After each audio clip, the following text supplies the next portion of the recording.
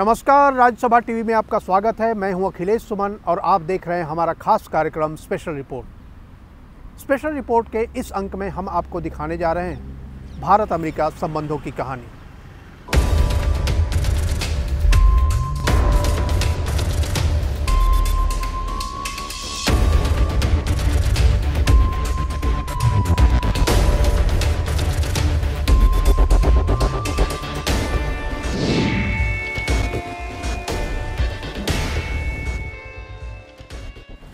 भारत और अमेरिका दुनिया के दो सबसे बड़े लोकतंत्र हैं। भारत जहां दुनिया का सबसे बड़ा लोकतंत्र है, वहां अमेरिका दुनिया का सबसे पुराना आधुनिक लोकतंत्र है। दोनों देशों के बीच तकरीबन 70 वर्षों के राजनयिक इतिहास हैं। ऐसे में दोनों देशों के बीच काफ़ी अच्छे संबंध होने चाहिए थे, लेकिन दोनों देशों के बीच संबंध काफ़ी उतार चढ़ाव से भरे रहे हैं। आइए देखते हैं किस तरह से रहे हैं भारत और अमेरिका के संबंध।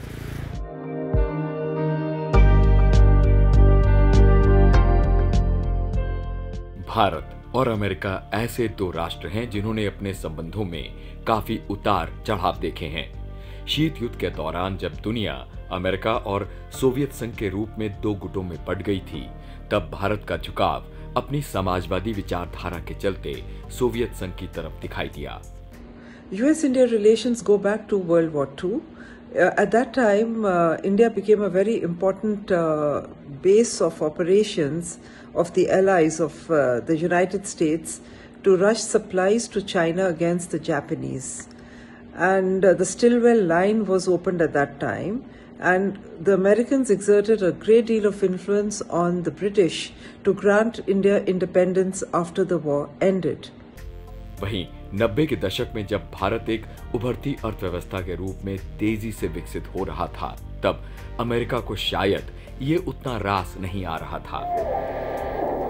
इसलिए भारत ने जब अपना परमाणु परीक्षण किया, तब अमेरिका इसके विरोध में नजर आया। But the nuclear tests conducted by India against the backdrop of 149 nations signing the Nuclear Non-Proliferation Treaty demand an unambiguous response by the United States. पर भारत एक जबरदस्त उभरती हुई अर्थव्यवस्था है, दुनिया के अग्रणी देशों में शुमार है और एक बड़ी शक्ति है। ये बात दुनिया से छिपी नहीं है। इसलिए वक्त के साथ तेजी से हालात बदले हैं और भारत और अमेरिका के संबंधों में भी वक्त के साथ एक कमाल की मजबूती देखने को मिली है। I would just say that the prospect of working with Minister Jaswant Singh is the opposite of ruination. It will be a pleasure. दोनों देशों के राष्ट्राध्यक्षों की बार-बार औपचारिक और अनौपचारिक मुलाकात इस बात का संदेश देती है कि भारत और अमेरिका के रिश्ते न सिर्फ व्यापारिक बल्कि सांस्कृतिक और वैचारिक रूप से भी करीबी नजर आते हैं। पिछले 20 साल में आप देखिएगा, भारत और यूनाइटेड स्टेट्स के जो भी संबंध है वो बढ़ते ही आए हैं, चाहे वो डेमोक्रेट्स से प्रेसिडेंट रहे हो, चाहे वो रिपब्लिकन से रहे हो। और अभी जो स्थिति है, मैं मानता हूं it is poised for even stronger relationship, although इसके चैलेंजेस जरूर रहेंगे और ये चैलेंजेस हैं क्योंकि हम दोनों डेमोक्रेसी। डोनाल्ड ट्रंप के अमेरिका के राष्ट्रपति बनने पर भारत और अमेरिका के मजबूत होते रिश्ते को एक नई ऊंचाई मिली। ट्रंप के राष्ट्रपति बनने के बाद प्रधानमंत्री नरेंद्र मोदी ने ट्वीट कर उन्हें बधाई दी और द्विपक्षीय संबंधों को और मजबूत बनाने के लिए आगे आने वाले दिनों में घनिष्ठतापूर्वक काम करने पर सहमति जताई। सन 2017 में राष्ट्रपति बनने के बाद ट्रंप ने कहा कि अमेरिका भारत को एक सच्चा मित्र और दुनिया भर की चुनौतियों का सामना करने में एक साझीदार के रूप में देखता है। During my campaign, I pledged that if elected, India would have a true friend in the White House. And that is now exactly what you have, a true friend. इसके साथ ही दोनों नेताओं की समय-समय पर बातचीत ने रिपब्लिकन प्रशासन के राज में भारत अमेरिका संबंधों के भविष्य का माहौल तैयार किया। We share real-time intelligence. We exchange satellite images. and the United States, by signing the 4 foundational agreements, this aspect of US-India cooperation is only going to increase. So terrorism, economic cooperation, the strategic challenge from China, all these issues have led to greater cooperation. Bharat और America के संबंधों को और नजदीक लाने में प्रधानमंत्री नरेंद्र मोदी और अमेरिकी राष्ट्रपति डोनाल्ड ट्रंप की लगातार मुलाकात ने महत्वपूर्ण भूमिका निभाई है। दोनों नेताओं के बीच पहली मुलाकात 2017 में ट्रंप के राष्ट्रपति बनने के कुछ महीने बाद ही हुई। इस पहली मुलाकात ने ही दोनों देशों के बीच एक नए रिश्ते की बुनियाद रखी। इसके बाद दोनों नेता कई बार मिले। इसमें G20 सम्मेलन से लेकर ह्यूस्टन तक की मुलाकात शामिल है। Good morning, Houston. He needs no introduction. When I met him for the first time, he said to me, India has a true friend. America के ह्यूस्टन में प्रधानमंत्री नरेंद्र मोदी ने डोनाल्ड ट्रंप की मौजूदगी में हजारों की तादाद में भारतीय अमेरिकी नागरिकों को संबोधित किया। इस मौके पर दोनों नेताओं ने कई मुद्दों पर एक समान भावना को उजागर किया था। A great American president, Mr. Donald Trump.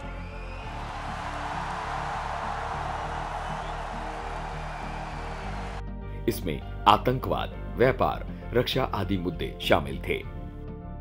आतंकवाद के खतरे को समझने में अमेरिका को काफ़ी समय लगा और अमेरिका को यह बात तब समझ में आई जब वर्ल्ड ट्रेड टावर पर हमला हुआ और बाद के दिनों में भारत और अमेरिका आतंकवाद पर काफ़ी लंबे समय से संयुक्त रणनीति बनाकर काम कर रहे हैं और ख़ास करके अमेरिकी राष्ट्रपति डोनाल्ड ट्रंप के समय में भारत और अमेरिका आतंकवाद के मामले में काफ़ी करीब आए। फरवरी सन 2020 में तत्कालीन राष्ट्रपति डोनाल्ड ट्रंप ने भारत का दौरा किया। इस दौरान दोनों देशों ने भारत अमेरिकी संबंधों को व्यापक वैश्विक साझेदारी के स्तर तक ले जाने का फैसला किया। वहीं ट्रंप ने ऐलान किया कि भारत के साथ $3 अरब के सैन्य समझौतों को अंतिम रूप दे दिया गया है। बाद के दिनों में हिंद प्रशांत पर दोनों नेताओं के बीच बनी सहमति भारत और अमेरिका के संबंधों को रणनीतिक रूप से मजबूत बनाने की दिशा में एक बड़ा कारक बना। भारत और अमेरिका के संबंध 18वीं शताब्दी में ही शुरू हो गए थे, खास करके सैनिकों और नाविकों के माध्यम से। 1792 में तो अमेरिका ने कलकत्ता में एक अपना काउंसिल भी खोल रखा था, लेकिन उस समय अमेरिका को भारत के राजनीतिक महत्व का पता नहीं था क्योंकि भारत उस समय अंग्रेजों के गुलामी के अंदर था। लेकिन बाद में अमेरिका ने धीरे धीरे दबाव बनाना शुरू कर दिया भारत को आज़ादी देने के लिए।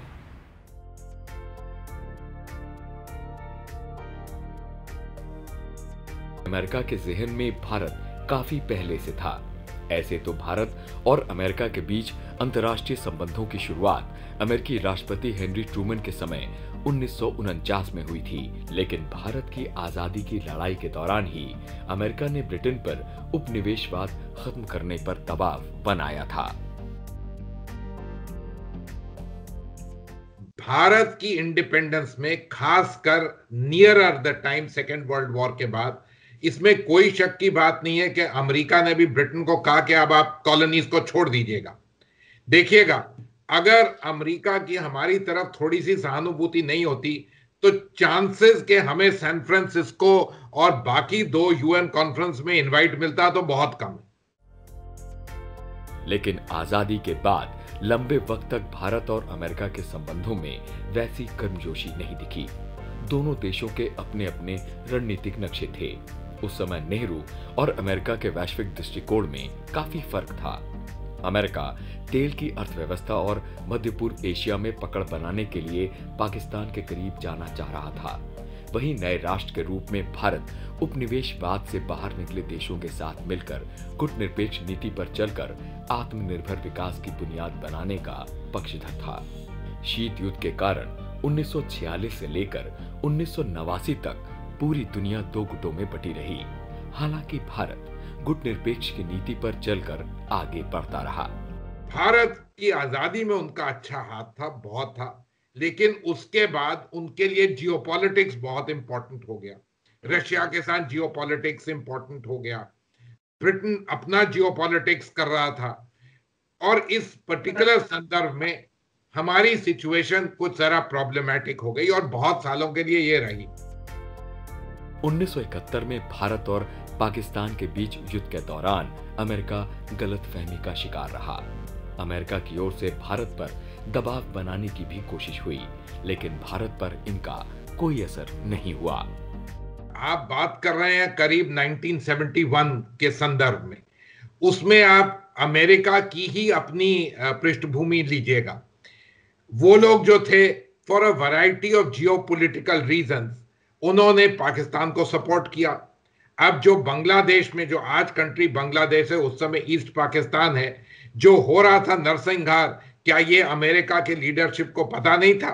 एक बहुत अच्छी किताब है द ब्लड टेलीग्राम, जो एक प्रिंसटन प्रोफेसर ने कुछ ही साल पहले निकाली है, जिसमें बिल्कुल क्रिस्टल क्लियर था कि अमेरिकन लीडरशिप को बताया गया कि किस तरह वहां नरसंहार हो रहा। लेकिन उनकी अपनी रिक्वायरमेंट्स थी जियोपॉलिटिक्स की, एक रीच आउट टू चाइना जो डेवलप हो रहा था अंडर द निक्सन एडमिनिस्ट्रेशन। अब ये सब चीजें लीजिएगा तो उन्होंने बहुत, जिसको कहते हैं हमारी जो परिस्थिति थी, जो हमारे नेबरहुड में हो रहा था, और जो वास्ट ह्यूमन राइट्स वायलेशन जो आज बांग्लादेश है, जो ईस्ट पाकिस्तान है, उसमें हो रहा था, उसको नजरअंदाज किया। इन सच अ सिचुएशन हमको भी तो जियोपॉलिटिकल एक्शन लेने की जरूरत थी। भारत ने 1974 में पहली बार परमाणु परीक्षण कर दुनिया को चौंका दिया। हालांकि भारत ने इसे शांतिपूर्ण परीक्षण का नाम दिया, लेकिन अमेरिका ने इस परीक्षण के बाद भारत को परमाणु सामग्री और ईंधन आपूर्ति पर रोक लगा दी। साथ ही भारत पर कई तरह के प्रतिबंध लगा दिए। इससे भारत और अमेरिका के संबंधों में कड़वाहट आ गई। 1998 में तत्कालीन प्रधानमंत्री अटल बिहारी वाजपेयी ने पोखरण में एक बार फिर परमाणु परीक्षण कर भारत की ताकत से पूरी दुनिया का परिचय कराया। इस परीक्षण के बाद भी अमेरिका ने भारत पर आर्थिक प्रतिबंध लगा दिए।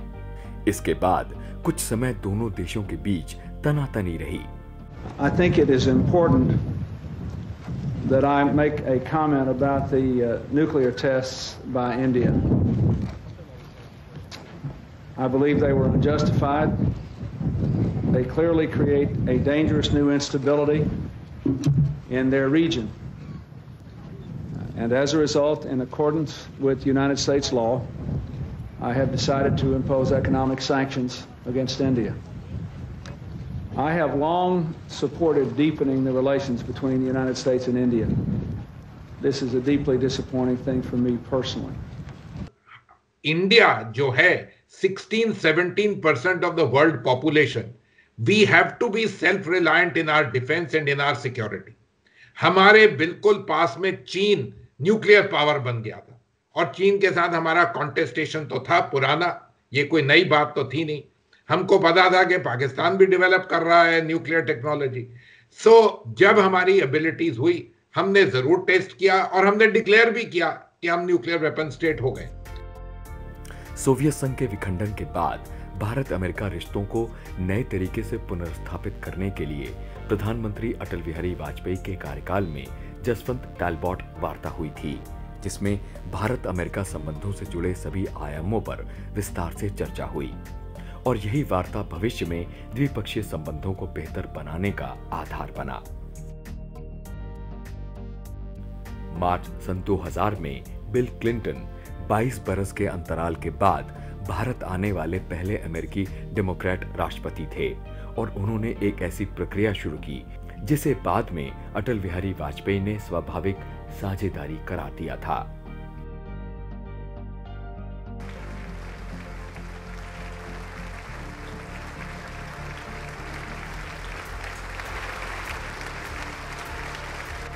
सन 2000 में तत्कालीन भारतीय प्रधानमंत्री अटल बिहारी वाजपेयी ने अमेरिकी संसद के संयुक्त सत्र को संबोधित कर भारत और अमेरिका के बीच नए संबंधों की नींव रखी। We have much in common and no clash of interests. We both share a commitment to ultimately eliminating nuclear weapons. We have both declared voluntary moratoriums on testing. पूर्व प्रधानमंत्री अटल बिहारी वाजपेयी के समय भारत और अमेरिका के बीच संबंधों में काफी सुधार आया। श्री जसवंत सिंह जी का मिस्टर स्ट्रोब टॉलबर्ट के साथ बहुत लंबे दौरे तक बात चली और एंड में जब ये न्यूक्लियर सप्लायर्स ग्रुप वाली बात हुई कई साल उसके बाद, तो क्लियर रिकग्निशन हुई कि India is a responsible state, although a nuclear weapon state outside the NPT framework, but it is a responsible country, and the United States recognizes the fact that we are a responsible country. We need to go forward in our relationships with them. We also add to the global democratic quotient and the free economies quotient in the world. सन 2008 में भारत और America के बीच civil nuclear deal ने भारत और America के बीच संबंधों को एक नई उछाल दी। दोनों देशों के बीच बेहतर होते संबंधों का अंदाजा इस बात से भी लगाया जा सकता है कि अमेरिका ने भारत को परमाणु आपूर्तिकर्ता समूह यानी न्यूक्लियर सप्लायर्स ग्रुप का हिस्सा बनने के लिए वकालत की थी। 11 सितंबर सन 2001 में वर्ल्ड ट्रेड सेंटर पर आतंकी हमले के बाद से ही दोनों देश आतंकवाद के खिलाफ संयुक्त रणनीति के साथ लड़ाई आगे बढ़ाने के पक्षधर रहे हैं। जब भारत ने पाकिस्तान के आतंकियों को वैश्विक आतंकी घोषित करने के लिए संयुक्त राष्ट्र में प्रस्ताव रखा, तो अमेरिका ने इसका पुरजोर समर्थन किया।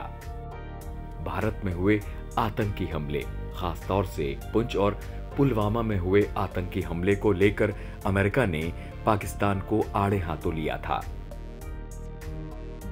यहां तक कि बालाकोट एयर स्ट्राइक और सर्जिकल स्ट्राइक का भी अमेरिका ने भरपूर समर्थन किया था। यही नहीं, पाकिस्तान के आतंकवादी मसूद अजहर को संयुक्त राष्ट्र में वैश्विक आतंकी घोषित करवाने में भी अमेरिका ने भारत का साथ दिया।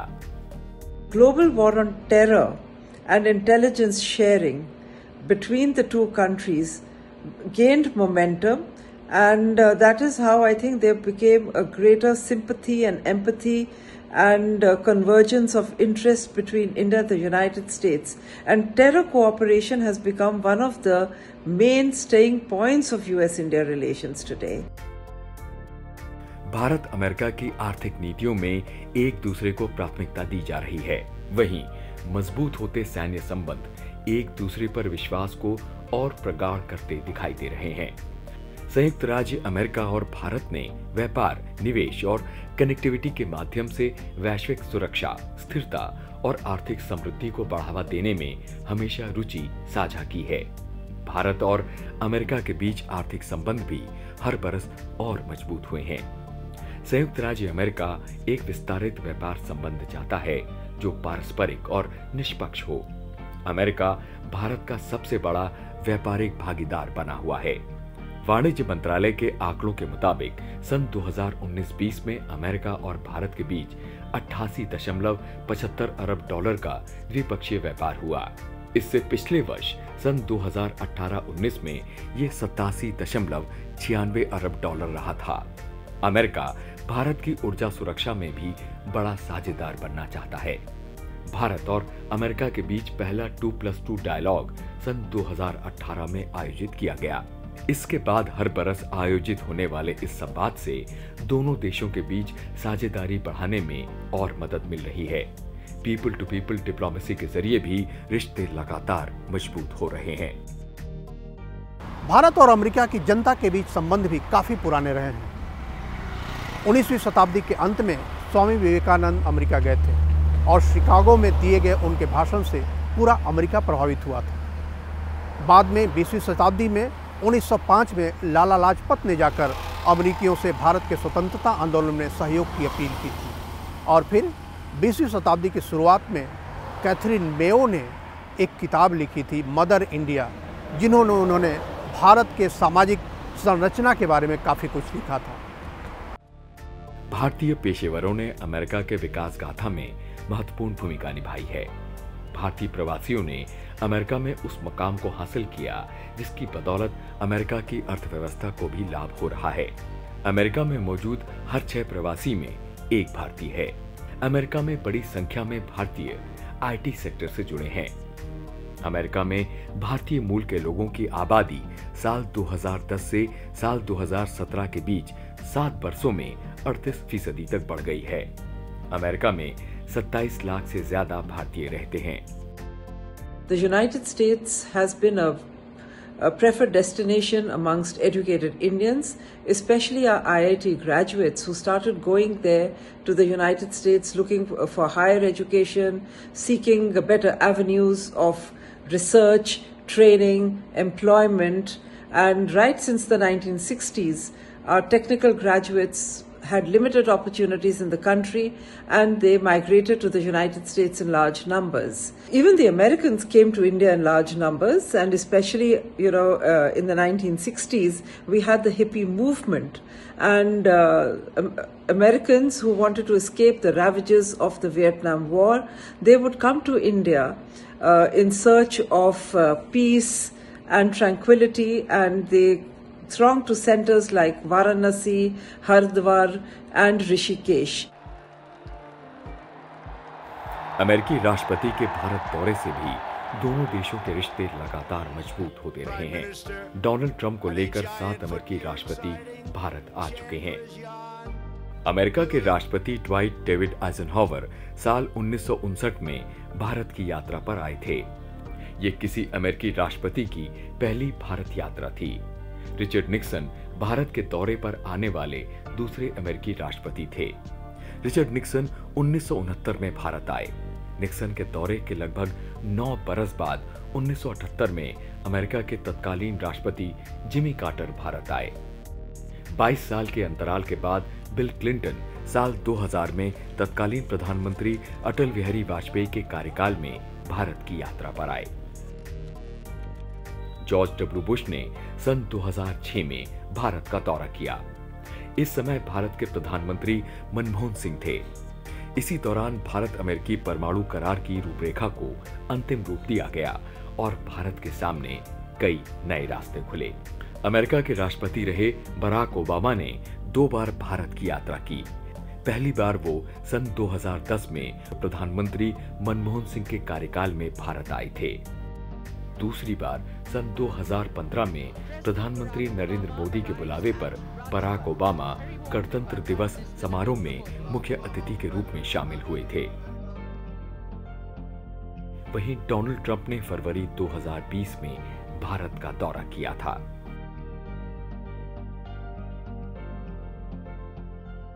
The US came out with the Pivot to Asia policy, and India was an integral part of this pivot policy of the United States.